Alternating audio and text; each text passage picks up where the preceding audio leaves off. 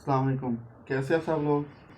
आज की इस वीडियो में 1 साल से लेके 1.5 साल तक के बच्चे के कुर्ता और पजामा की मुकम्मल कटिंग को तफसील के साथ बताया है। तो आपसे रिक्वेस्ट है कि वीडियो को लाइक कीजिएगा, शेयर कीजिएगा और चैनल को ज़रूर सब्सक्राइब कीजिएगा। तो आइए वीडियो स्टार्ट करते हैं। तो पिछली वीडियो में आपको मैंने बताया था कि मैंने एक सूट सिलाई किया है, तो उसमें से ये फैब्रिक बचा है। तो ये फैब्रिक जो है वह ये तकरीबन 1.25 मीटर है। तो ये ना कट पीस की शेप में मेरे पास ये बचा हुआ था। तो अब इन कट पीस से मैंने ये इस 1 साल के बच्चे का ये सूट तैयार करना है। तो वैसे अगर बगैर कट पीस के तैयार करना हो तो फिर ये जो फैब्रिक रिक्वायर होता है वो होता है 1 मीटर। तो इसमें से ये मैंने फ्रंट और बैक जो है वो मैंने निकाल ली है। तो प्रेस करते हुए इनकी मैंने 4 फोल्डिंग निकाली है। तो अब जो जो मुझे तैयार लेंथ चाहिए वो है 15.5 इंच। तो ये मैंने ली है 17 इंच, हाफ इंच सिलाई का मार्जिन और 1 इंच मैंने नीचे घेरे का फोल्ड लिया है। और इसमें से जो बैक है वो मैंने 1.5 इंच प्लस लिया है, यानी वो लिया मैंने 18.5 इंच। तो जो मुझे तैयार चौड़ाई चाहिए वो है 12.5 इंच।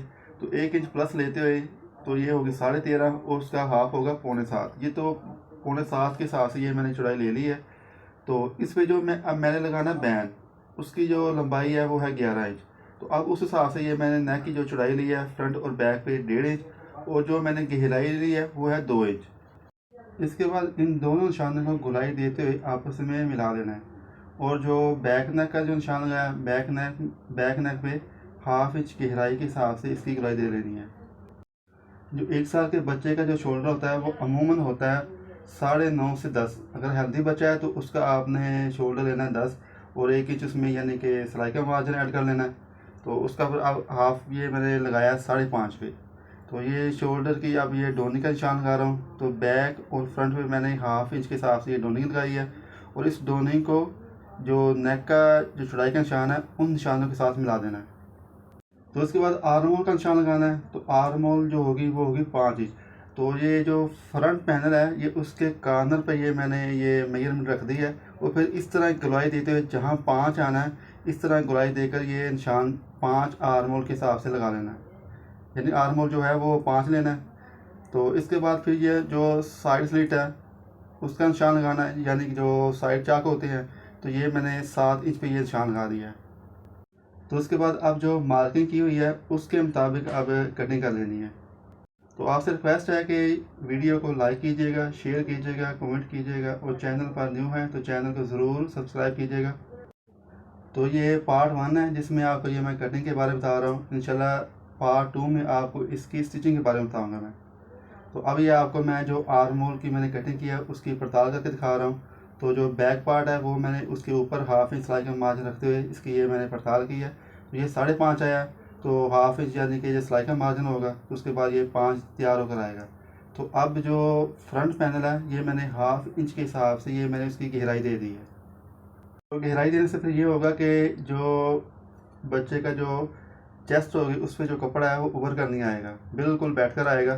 तो अब इसके जो फ्रंट और बैक पैनल की जो है वो कटिंग मुकम्मल हो चुकी हुई है। तो अब ये मैंने बाजू में कटिंग करनी है।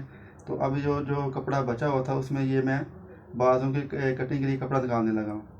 तो आर्म होल 5 था फोल्ड करके, तो अगर खोलेंगे तो वो आएगा 10 इंच। तो ये मैंने 2 पैनल ले लिए हुए हैं जिनकी लंबाई भी मैंने 10 इंच ली है और चौड़ाई भी मैंने 10 इंच के हिसाब से ली है। तो ये अंदर वाला हिस्सा था ये, तो मैंने उसकी ये मार्किंग कर ली है। तो बाजू जो मैंने तैयार करने हैं वो होंगे 8.5 इंच। तो हाफ इंच सिलाई का मार्जिन होगा और 1 इंच उसमें कफ का मार्जिन होगा। तो 8.5 यानी कि इसकी तैयार लंबाई आएगी। तो इस हिसाब से मैंने ये बाजू की ये मैंने लंबाई निकाली है। तो अब ये बाजू को मैंने फोल्ड कर लिया हुआ है। तो इसकी अब ये 4 फोल्ड हो गए हैं, यानी कि 2 बाजू हैं। तो अब मैंने इनको फोल्ड किया है। तो अब ये तैयार होकर आएंगे 5 इंच। तो ये 5 में मैंने निशान लगा लिया हुआ है। तो अब जो बाजू के नीचे जो जो डोनी लेनी है वो ये मैं 2 इंच पे निशान लगा रहा हूँ। तो अब ये अलिफ मद आ के हिसाब से ये बाजू की शेप दे लेनी है। तो ये अलिफ मद आ के हिसाब से ये शेप देनी है जिसने ये मैंने ये शेप दी है। तो एक ना गुलाई नुमा शेप नहीं देनी। उस तरह शेप देने से फिर ये होगा कि जो कपड़ा है वो ना उभर का यानी कि वो शो होता है। तो उससे फिर ये होता है कि बाजू की जो शेप है वो अच्छी नहीं आती। तो अब ये बाजू की लंबाई की मैं ये निशान लगा रहा हूँ। स्टार्ट से हाफ इंच सिलाई का मार्जिन छोड़ते हुए ये मैंने 8.5 का निशान लगा दिया। तो एक इसी तरह ये नीचे भी एक मैंने 8.5 के हिसाब से निशान लगा दिया है। तो जो कफ मैंने तैयार लेने हैं वो हो गए 3.5 इंच। तो अब ये मैं 4 पे ये कि मैंने यानी सिलाई का मार्जिन रखते हुए निशान लगा दिया है। तो अब इन निशानों को आपस में मिला लेना है, यहाँ से थोड़ा सा कर्व कर लेना है। तो ये कफ का ये जो 1 इंच आगे जो एक्स्ट्रा है वो कफ का है। तो अब इन निशानों को आपस में मिलाकर अब इनकी कटिंग कर लेनी है। तो ये थोड़ी सी वीडियो ज़्यादा लंबी हो गई है, तो उसका मकसद ये है कि आपको अच्छी तरह समझ आ जाए। तो अब जब ये बाजुओं की ये नीचे से कटाई कर दी है तो थोड़ी सी ऐसे शेप दे लेनी है। तो इससे फिर ये होगा कि जो बाजू की जो शेप है वो मज़ीद अच्छी होकर शो होगी। तो ये बाजू के कटिंग जो है वो मुकम्मल हो चुकी हुई है। तो अब दोनों साइड मुखालफ लेते हुए अब बाजुओं की फ्रंट की गहराई डालनी है। तो अब यहाँ पे जो मैं गहराई डालने लगा हूँ वो मैं 1.25 इंच के हिसाब से लूँगा मैं। तो गहराई भी आपने जो अलिफ आ की जैसे शेप होती है उस शेप से ये गहराई डालनी है। तो ये बाजुओं की कटिंग मुकम्मल हो चुकी हुई है। तो अब जो है वो पजामा की कटिंग करनी है। तो अब जो पीस बचा हुआ है उसमें से अब ये मैं पजामे की कटिंग करूँगा मैं। तो ये मैंने डबल कर लिया हुआ है लंबाई करो। तो आपसे अगेन रिक्वेस्ट है कि अगर आपको ये वाली वीडियो पसंद आए तो लाइक कीजिएगा, शेयर कीजिएगा, कमेंट कीजिएगा और चैनल पर न्यू है तो चैनल को ज़रूर सब्सक्राइब कीजिएगा। पजामे की कटिंग करते वक्त आपने एक बात का ख़ास तौर पर ख्याल रखना है कि आपने इसमें पैम्पर का मार्जिन ज़रूर रखना है, क्योंकि जो छोटे बच्चे होते हैं उनको पैम्पर लगता है। तो आसन जो है वो आम तौर पर आपने 1 इंच बड़ी रखनी है। अब जो मुझे जो पजामे की तैयार लंबाई चाहिए वो चाहिए 13 इंच। तो ये टोटल 13 आ रहा है। तो ये मैंने नीचे से ना 1 इंच जो है वो 5 का छोड़ते हुए ये मैंने एक निशान लगा लिया हुआ है। तो अब जो मेरे पास जो बाकी जो कपड़ा बचा है वो है 12 इंच। तो मुझे तैयार लंबाई चाहिए 13 इंच। तो ये अब ये लंबाई से भी यानी 1 इंच कपड़ा कम है और ऊपर मैंने नेफे का जो फोल्डिंग करनी है उसका भी कपड़ा कम है। तो अब उसका ये ऊपर मैं ना 3 इंच का एक जोड़ डाल लूँगा। तो अब मुझे जो तैयार लंबाई चाहिए वो है 15 इंच। तो ये मैंने 8 इंच के हिसाब से ये मैंने निशान लगा दिया है। तो आपने आम तौर पर जो जितनी भी आपकी तैयार लंबाई चाहिए उससे आपने 1 इंच प्लस लेनी है। आपने यानी कि चौड़ाई में भी जो है पैम्पर का जो है वो मार्जिन रख लेना आपने। तो अब ऊपर मैं 3 इंच का एक पीस डाल दूँगा मैं।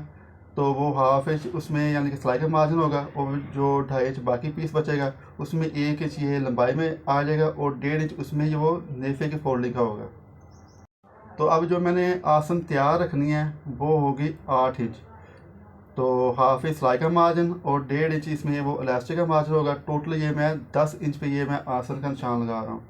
अब यहाँ से मैंने कर्व देनी है तो उसका ये मैं 1 इंच मज़ीद प्लस का निशान लगा दिया। तो जैसे ये मैंने ये गुलाई दी है आपने इस तरह गुलाई देनी है। एक वो आम तौर पर जैसे वो पंजाबी जो गुलाई देते हैं ऐसे नहीं देनी, जैसे वो कि मैंने अंदर एक निशान लगाया हुआ है। जो मुझे तैयार 5 चाहिए वो है 4 इंच। तो ये मैंने 5 का निशान लगा दिया। तो इस 5 के निशान को फिर मैंने ऊपर वाले निशान के साथ मिला दिया।